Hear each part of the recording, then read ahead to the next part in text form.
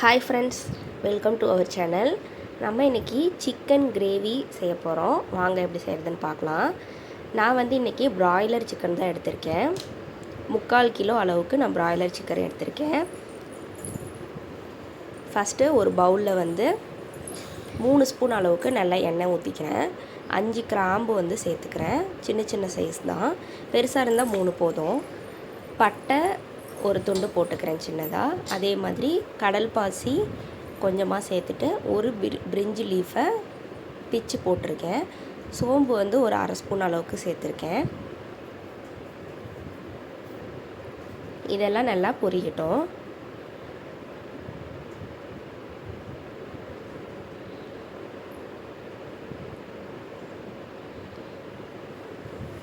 இதை மிக்ஸ் பண்ணி விட்டுட்டு நான் கொஞ்சமாக கருவேப்பிலை சேர்த்துக்கிறேன் ஃப்ரெஷ்ஷாக.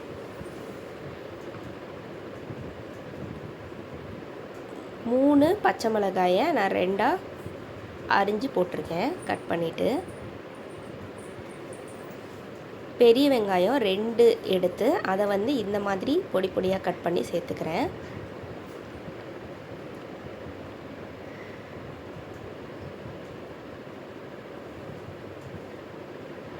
வெங்காயத்தை நல்லா எண்ணெயோடு வதக்கிக்கலாம்.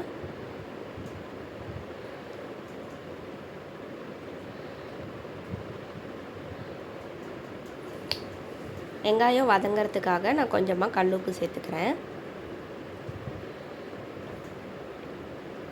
ஒரு 1/4 ஸ்பூன் அளவுக்கு மஞ்சத்தூளும் சேர்த்துக்கிறேன்.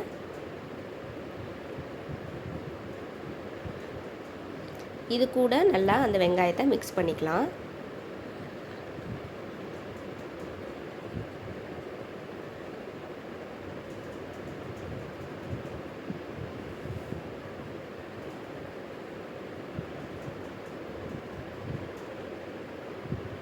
வெங்காயம் நல்லா வெந்து வரணும். அப்போ தான் கிரேவி நல்லா டேஸ்ட்டாக இருக்கும்.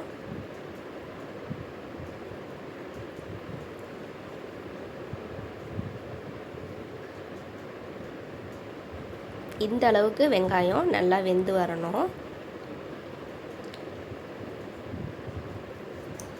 எண்ணெய் நல்லா பிரிஞ்சு வெங்காயம் வெந்து வந்துடுச்சு. இந்த ஸ்டேஜில் நான் இஞ்சி பூண்டு பேஸ்ட்டு ஒரு 2 ஸ்பூன் அளவுக்கு சேர்த்துக்கிறேன்.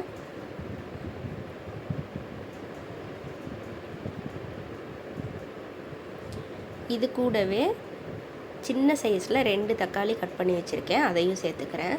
தக்காளி வெங்காயம் நல்லா வெந்ததுக்கப்புறம் தான் சேர்க்கணும். அப்போ தான் வெங்காயத்தோட ஃப்ளேவர் தனியாக, தக்காளியோட ஃப்ளேவர் தனியாக கிடைக்கும். தக்காளி சாஃப்ட் ஆகிற வரைக்கும் அந்த இஞ்சி பூண்டு பேஸ்ட்டை நல்லா ஸ்மெல் போகிற வரைக்கும் வதக்கிக்கலாம்.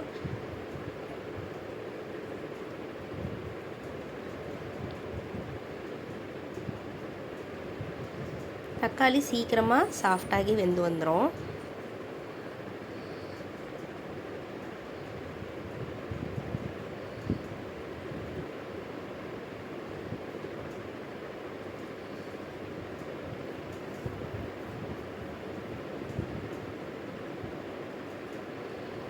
அடி பிடிக்காமல் நல்லா அதை மிக்ஸ் பண்ணிக்கலாம். இப்போ க்ளீன் பண்ணி வச்ச சிக்கனை இதில் சேர்த்துக்கிறேன்.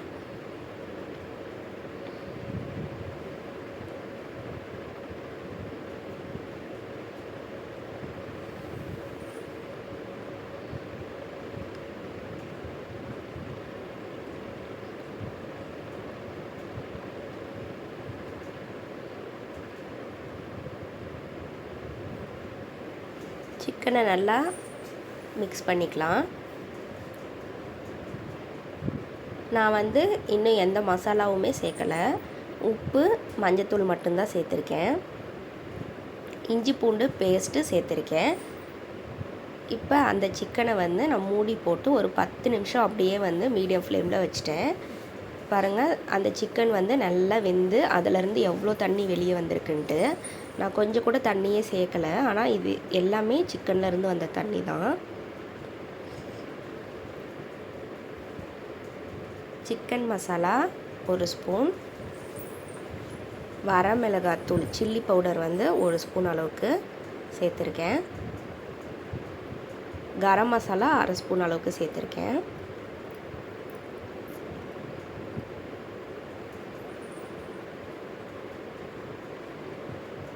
குழம்பு மிளகாய்த்தூள், தனியாத்தூள் இருக்கு இல்லையா, அது வந்து ஒரு 1/2 ஸ்பூன் அளவுக்கு சேர்த்துருக்கேன். இது எல்லாத்தையும் நம்ம கிரேவியில் மிக்ஸ் பண்ணிக்கலாம்.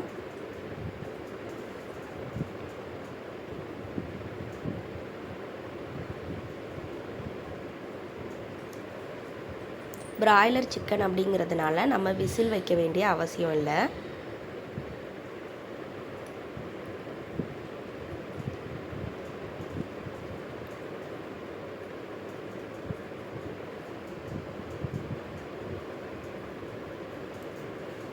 கொஞ்சமாக மட்டும் நான் தண்ணி சேர்த்துக்கிறேன் கிரேவிக்கு. நான் வந்து இதில் தேங்காய் எதுவும் அரைச்சி ஊற்ற போகிறதில்ல, அதனால் நான் கொஞ்சமாக தண்ணி மட்டும் சேர்த்துக்கிறேன். சேர்த்துட்டு இந்த மசாலா எல்லாம் அதோட ஸ்மெல்லு போகிற வரைக்கும் ஒரு 5 நிமிஷத்துக்கு லிட்டு போட்டு க்ளோஸ் பண்ணிவிட்டு வேக வச்சுக்கலாம்.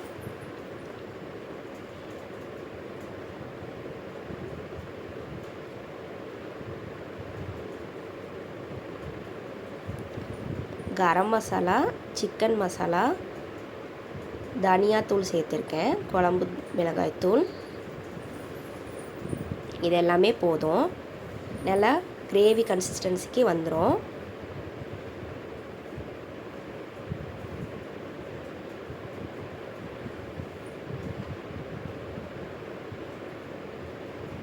சூப்பராக இருக்கும் இந்த கிரேவி. நீங்கள் செஞ்சு பார்த்தீங்க அப்படின்னா உங்களுக்கு எப்படி வந்தது அப்படிங்கிறத மறக்காமல் கமெண்ட்டில் சொல்லுங்கள். சிக்கனை இந்த மாதிரி ஒரு பீஸ் எடுத்து நம்ம ஸ்பூனில் கட் பண்ணி பார்த்தோம் அப்படின்னா அது வந்து இந்த மாதிரி கட் ஆகும். நல்லா வெந்துருச்சு உள்ள.